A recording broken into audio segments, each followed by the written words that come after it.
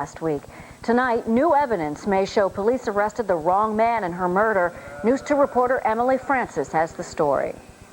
Could this surveillance video camera and monitor be the alibi that Terrence Everett has been waiting for? While he sits in jail charged with the murder of Orange police officer Joyce Carnegie, word is the Essex County Prosecutor's Office has the tape that places the accused killer at this Wendy's restaurant in Orange at the time of the shooting.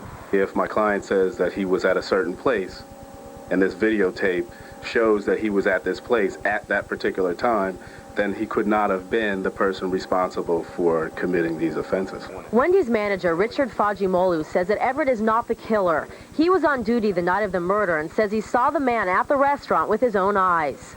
He's a regular customer. He's a regular customer because this is not the first time I've seen him in here. The manager says Everett came into this Wendy's and ordered a meal at 8:21 last Thursday evening. He says Everett spent $7.35 on 3 junior bacons, a Biggie fry, and a 16-ounce Frosty.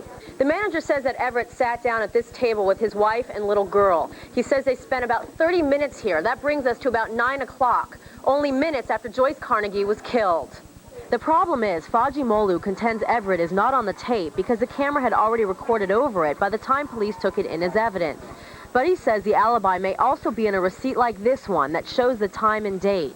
He says Everett told a private investigator what he ate and when, and he has the receipt to prove it.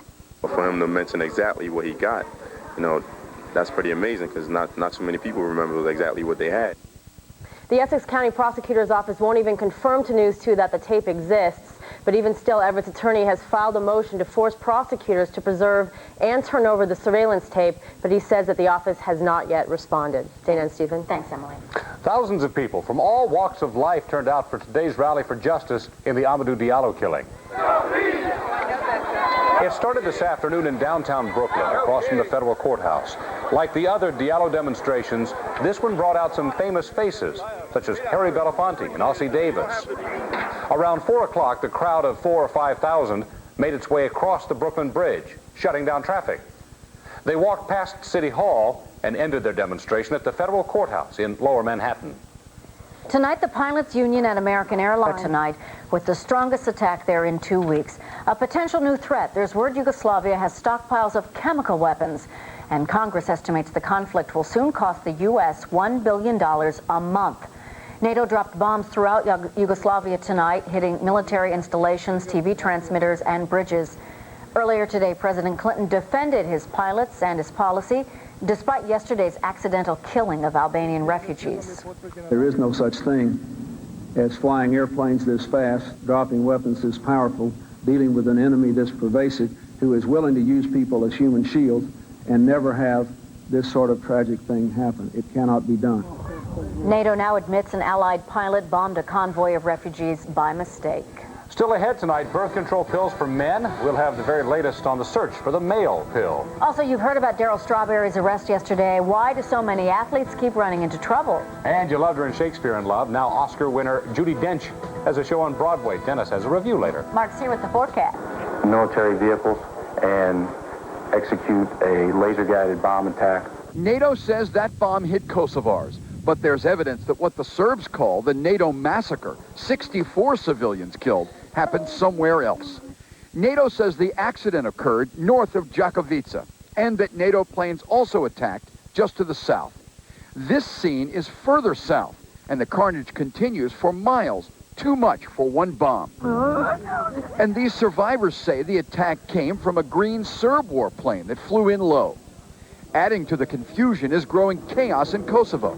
Muslims say the Serbs are back to ethnic cleansing with a vengeance, firing on refugees as thousands more flee toward Kosovo's borders. President Clinton said today that all the bloodshed, including NATO pilots killing civilians, is ultimately Slobodan Milosevic's fault. If he doesn't want this to happen, he ought to get out of Kosovo, let the Kosovars come home, and let people come in there who can protect them. That is the answer to this. And that was Steve Handelson reporting from Washington. Up next, American Airlines. What he had done. He asked several times if there was anything that we could do to change this situation because this was going to ruin his career. End quote. Strawberry entered the majors as a #1 draft pick, later voted Rookie of the Year. But there were allegations of domestic abuse and tax evasion. Drugs and drinking left him in and out of rehab. There was his triumphant comeback as a Yankee, and then colon cancer. He has done more for the field of alcoholism and drug dependence by speaking out about his battle with this disease and of course the cancer than any other individual that I know of recently. I think it's a shame. I think that he keeps making the same mistakes over and over and over, and I'm wondering when he's going to not get another chance. Detectives say Strawberry insisted he was only joking when he said what he said to the undercover officer. No comment tonight from George Steinbrenner, the owner of the New York Yankees. Roz, Bill? Oh, I think we'll hear soon enough from him. Thank you, NJ. American Airlines.